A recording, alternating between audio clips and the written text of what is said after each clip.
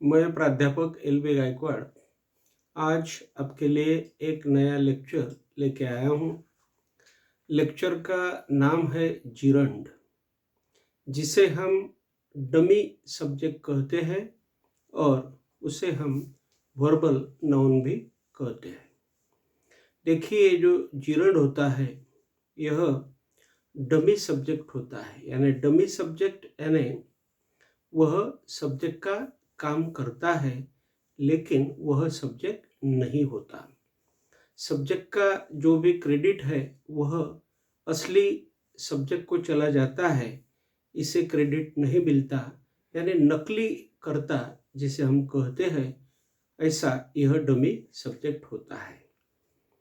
इसे हम verbal noun भी कहते हैं, यानी वर्बल से यह बनता है, इसीलिए इसे हम वर्बल नाउन कहते हैं। जैसे कि हम डू लेंगे और डू में आईएनजी प्लस करेंगे तो उसका हो गया डूइंग। तो यह डूइंग बन गया वर्ब से, क्योंकि डू यह वर्ब है और इसमें हमने आईएनजी मिला दिया और डूइंग बन गया, तो यह हो गया वर्बल नाउन। हम अंग्रेजी और हिंदी में यह वीडियो बनाएंगे। We can add ing to the verb and then it becomes a gerund or verbal noun. देखिए, हम क्या करते हैं कि जो मुख्य क्रियापद होता है, जो मेन वर्ब होता है, उस मेन वर्ब में हम ing मिला देते हैं। यानी जब हम मुख्य क्रियापद में ing मिला देते हैं, ऐड कर देते हैं, तो बन जाता है जिरंड, बन जाता है वर्बल नाउन। यहाँ पर उदाहरण हमने लिए हुए हैं। वर्ब है, उसका आईएनजी सफिक्स है और उसका बना हुआ जिरंड या वर्बल नाउन है। देखिए, यहाँ पर हमने पहला वर्ब लिया हुआ है। वर्ब का नाम है वर्क, यानी WORK, वर्क। इसमें हमने मिला दिया आईएनजी। वर्क प्लस आईएनजी यह बन गया वर्किंग। तो देखिए, हम यहाँ पर अभी ऐसी चर्चा करेंगे कि वर्क यह मेन वर्ब है, आईएनजी यहाँ पर सफिक्स है और यह आईएनजी सफिक्स हम किसी भी मुख्य क्रियापद के पीछे लगा देते हैं, यानी आखिर में मिला देते हैं और बन जाता है जिरंड या वर्बल नाउन। तो वर्क में हमने आईएनजी मिला दिया तो बन गया वर्किंग। दूसरा क्रियापद हमने लिया हुआ है, मुख्य क्रियापद हमने लिया हुआ है, उसका नाम है रीड, RED, रीड। उसमें आईएनजी मिला दिया, यानी read plus ING is equal to बन गया रीडिंग। तो यह जो रीडिंग बन गया, इसे हम कहेंगे वर्बल नाउन या जिरंड। तो देखिए, जिरंड की व्याख्या बहुत ही सादी सरल है और वह व्याख्या है कि जो भी मुख्य क्रियापद होता है, यानी कौन सा भी मुख्य क्रियापद होने दो, उसमें आईएनजी लगा देना, यानी पहले मुख्य क्रियापद लेना, बाद में उस मुख्य क्रियापद के पीछे आखिर में आईएनजी लगा देना। जैसे कि जंप प्लस आईएनजी जंपिंग, यह जो जंपिंग बन गया, इसे हम कहेंगे जिरंड या वर्बल नाउन। तो देखिए, जिरंड कैसे बनाते हैं, वर्बल नाउन्स कैसे बनाते हैं, इसकी आइडिया, इसकी सिस्टम, इसकी पद्धति हमने देखी है। Now just we saw that method. हम आगे जा रहे हैं। The gerund becomes from the verb. देखिए, जो वर्ब होता है उसी वर्ब से ही हम जिरंड को बनाते हैं, इसीलिए इस जिरंड को दूसरा नाम दिया गया है और वह नाम है वर्बल नाउन। यानी वर्ब से बनने वाला वह नाम हो जाता है, नाउन बन जाता है, इसीलिए उसे हम वर्बल नाउन कहते हैं। इसीलिए यहाँ पर दिया हुआ है कि the gerund becomes from the verb and works as a noun. और वाक्य में या सेंटेंस में यह जिरण नाउन बनकर काम करता है, यानी नाम बनकर। नाम होता है, नाम का काम करता है, नाउन का काम वह उसी वाक्य में सेंटेंस में करता है। इसीलिए it is called a verbal noun, इसीलिए हम उसे वर्बल नाउन कहते हैं, क्योंकि नाउन का काम वह करता है और वह वर्ब से बना हुआ रहता है और नाउन का काम करता है, इसीलिए उसे हम वर्बल नाउन कहते हैं। Gerund is a noun in short. देखिए, महत्व की बात यह है कि जिरंड यह बिल्कुल ही नाम होता है, यानी इन शॉर्ट, यानी संक्षिप्त रूप में हम उसे नाउन ही कहेंगे, क्योंकि जो जिरंड होता है वह नाउन ही होता है, नाम का ही वह काम करता है, नाम का ही इस्तेमाल उसका हम कर सकते हैं और नाम के रूप में ही उसे हम इस्तेमाल कर सकते हैं। यानी जहाँ जहाँ पर नाम होता है उसी नाम के जगह हम इस जिरण को रख देते हैं, तभी यह नाउन का काम या सब्जेक्ट का काम कर लेता है। तो यहाँ पर हमने उदाहरण लिए हुए हैं। Playing cricket is a good hobby. देखिए, playing cricket is a good hobby, यानी क्रिकेट खेलना अच्छा छंद होता है या अच्छी आदत होती है। देखिए, playing cricket is a good hobby. तो यहाँ पर यह प्लेइंग नाम का जिरंड आ गया है और क्रिकेट उसका ऑब्जेक्ट आ गया, इज यहाँ पर वर्ब आ गया, टू बी का क्रियापद आ गया और अ गुड हॉबी, अ गुड यहाँ पर विशेषण आ गया और अ नाम का यहाँ पर उपपद आ गया और हॉबी नाम का यहाँ पर एक हम उसे छंद कहते हैं, उसे आदत कहते हैं, उसे इंटरेस्ट हम कहते हैं, वह आ गया। तो यहाँ पर मैं बोलूँगा कि playing cricket is a good hobby. तो इसने यानी यहाँ पर जिरण ने नाउन का काम किया, यानी प्लेइंग क्रिकेट यह हो गई प्रोसेस ऑफ प्लेइंग क्रिकेट, यानी प्लेइंग क्रिकेट यानी इसका नाउन बन गया ईट। प्लेइंग क्रिकेट यानी it is a good habit. हम जब बोलेंगे it is a good hobby, तो इट क्या है, तो प्लेइंग क्रिकेट है, यानी playing cricket is a good hobby. यही हम बोल सकते हैं it is a good hobby, it is a good hobby. तो यह इट यहाँ पर नाउन बन गया। तो ईट यह यहाँ पर इनएनिमेट है, यानी निर्जीव है, और इस निर्जीव यानी ईट को लिया जाए तो हम बोलेंगे मोबाइल, ईट को लिया जाए तो हम बोलेंगे बुक, और ईट को बोला जाए तो हम बोलेंगे क्रिकेट खेलने की एक प्रक्रिया। तो देखिए, प्लेइंग क्रिकेट यहाँ पर यह हो गई फ्रेज, और यह फ्रेज यानी यहाँ पर यह जो जिरंड है यह यहाँ पर एक नाउन का काम कर रहा है, सब्जेक्ट का काम यहाँ पर कर रहा है। दूसरा वाक्य हमने लिया हुआ है, सेंटेंस हमने लिया हुआ है, और वह है she likes writing poems. She likes writing poems यानी उसे कविता लिखना भाता है या उसे कविता लिखना अच्छा लगता है। शी लाइक्स, यहाँ पर शी नाम का कर्ता है, लाइक्स नाम का क्रियापद है, सिंपल प्रेजेंट टेंस यहाँ पर आया हुआ है, राइटिंग यह जिरंड है, और पोएम्स यहाँ पर उसका ऑब्जेक्ट का काम करने वाला शब्द आ गया है। तो शी लाइक्स यानी उसे भाता है उसे अच्छा लगता है क्या? तो राइटिंग पोएम्स। तो ये जो राइटिंग पोएम्स है यह एक आदत है और इसीलिए राइटिंग पोएम्स यहाँ पर नाउन का काम, यह फ्रेज यहाँ पर नाउन का काम कर रही है।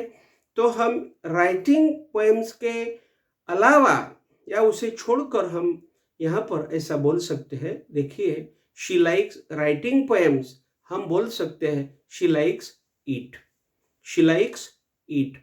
तो यह ईट क्या है? तो नाउन है और she likes eat, she likes eat यानी शी लाइक्स राइटिंग पोएम्स। तो देखिए यहाँ पर मैंने आपको बता दिया कि जो भी जिरंड होते हैं यह जिरंड नाउन का काम करते हैं और उनके साथ में वह एक ऑब्जेक्ट लेकर आते हैं। तो अभी आगे का जो पार्ट है वह है यूज ऑफ द जिरंड, यानी जिरंड का हम वापर, जिरंड का इस्तेमाल हम कैसा कर सकते और कैसा करना चाहिए, यहाँ पर हम अभी आपको बताएंगे। देखिए, the gerund comes as the subject of the sentence.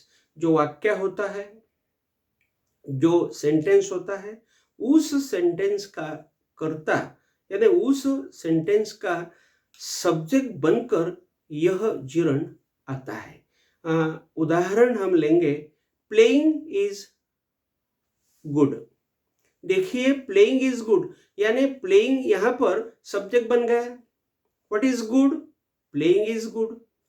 हम यह वाक्य ऐसा समझ लेंगे कि इट इज गुड, तो इट यानी सब्जेक्ट, ही इज गुड तो ही यानी सब्जेक्ट बन गया।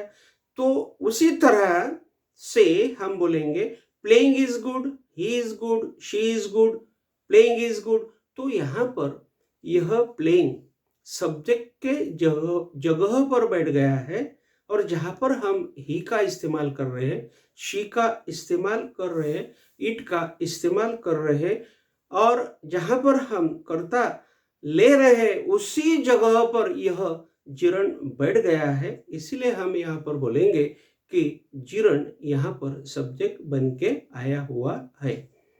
दूसरा नियम उसका है कि the gerund is an object of a verb, यानी यह जिरंड जो होता है, यह जिरंड क्रियापद का कर्म बनकर वाक्य में आता है। देखिए, क्रियापद का कर्म बनकर वह वाक्य में आता है। जैसे कि हम वाक्य कहेंगे यहाँ पर या उदाहरण कहेंगे, चिल्ड्रन लाइक ईटिंग बनानास। देखिए, चिल्ड्रन लाइक एंड बच्चों को अच्छा लगता है, भाता है। क्या भाता है?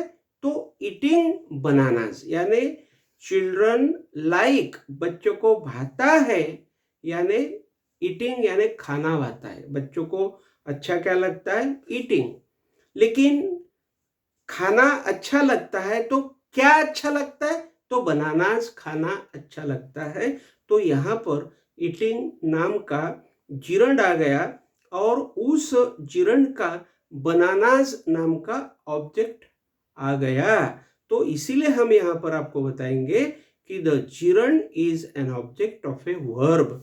क्रियापद का एक क्रियापद का कर्म बनकर यह जिरंड वाक्य में आ जाता है। The gerund comes as the object of the preposition.